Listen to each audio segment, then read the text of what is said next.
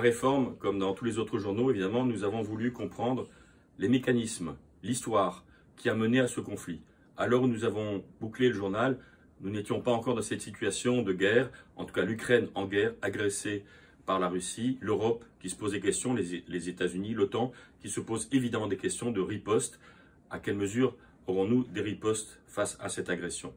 Nous avons simplement essayé de démonter tous ces mécanismes. Et je vous demande juste de regarder la photo de cette femme ukrainienne avec sur sa peau le drapeau ukrainien, qui incarne à elle seule ce peuple ukrainien agressé par l'ogre russe, par le dictateur Vladimir Poutine. Ce sujet, bien sûr, comme dans les autres journaux, nous allons continuer à le suivre au fil des informations. Sur le web, dans notre prochain numéro, que nous sommes en train d'ailleurs de modifier, et vous pouvez nous retrouver bien sûr sur réforme.net. C'est le rendez-vous annuel des Français. Après 2 années d'absence, le Salon de l'agriculture reprend sa place porte de Versailles à partir du 26 février, et ce pour une semaine. À cette occasion, le magazine La Vie consacre son dossier à l'innovation dans le domaine agricole, un domaine que l'on connaît plutôt morose en ce moment.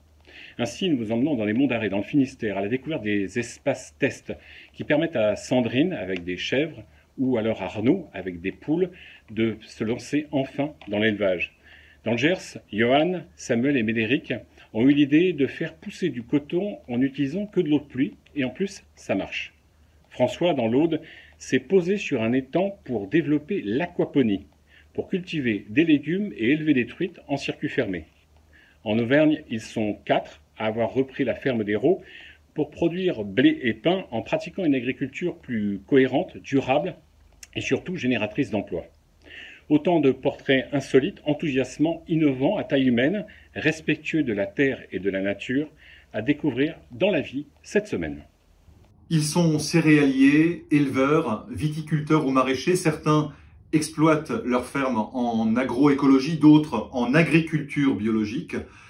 Toutes ces femmes et tous ces hommes qui témoignent cette semaine dans la grande enquête du Pèlerin à l'occasion de la réouverture du Salon de l'agriculture ont un point en commun. Ils sont le plus souvent jeunes, parfois militants, mais ils ont tous dépensé beaucoup d'énergie dans la conversion écologique de leurs fermes. Une énergie qui n'est pas toujours à la portée de tous les paysans, mais à l'heure où nous entrons dans l'urgence écologique, à l'heure où la biodiversité se dégrade dans nos campagnes, la question se pose: comment inciter un maximum d'agriculture à engager la conversion de leur exploitation pour la sauvegarde des écosystèmes et aussi celle des êtres humains? C'est cette semaine dans Le Pèlerin. Bonjour! Cette semaine, Famille chrétienne vous parle de l'aumône. L'aumône, un des 3 piliers du carême, avec le jeûne et la prière. L'aumône, un petit peu désuet, non? On a l'impression que l'aumône s'est chercher dans ses poches une pièce et la donner avec condescendance à quelqu'un qui en aurait besoin. Non, n'est pas la veuve de l'évangile qui veut. Vous savez, cette veuve qui donne la dernière piécette qu'elle a pour vivre. Alors il y a quand même un modèle dans l'évangile. Le modèle, c'est Pierre. Pierre, devant le temple de Jérusalem, croise un infirme de naissance, un infirme qui fait la manche. Pierre lui dit « Regarde-moi ». Et dans ce regard de Pierre, il va guérir cet infirme au nom de Jésus. Alors, il nous reste 40 jours pour donner, pour faire l'aumône, non pas donner une pièce, mais donner un peu de nous-mêmes.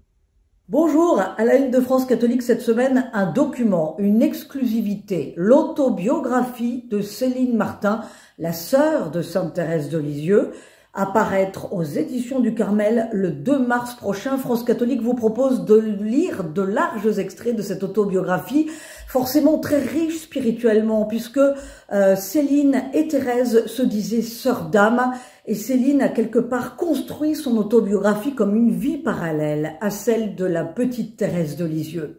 Et puis nous vous proposons aussi un coup de projecteur, un film qui s'appelle L'Homme de Dieu, qui sort en salle le 9 mars prochain. C'est l'œuvre de la cinéaste Yelena Popovic et ça raconte une épopée extraordinaire, celle d'un saint du XXe siècle, Saint Nectaire d'Égine, qui a été persécuté par l'Église orthodoxe dont il faisait partie, mais finalement il a été reconnu comme saint en 1961. Bonne semaine et bonne lecture avec France catholique.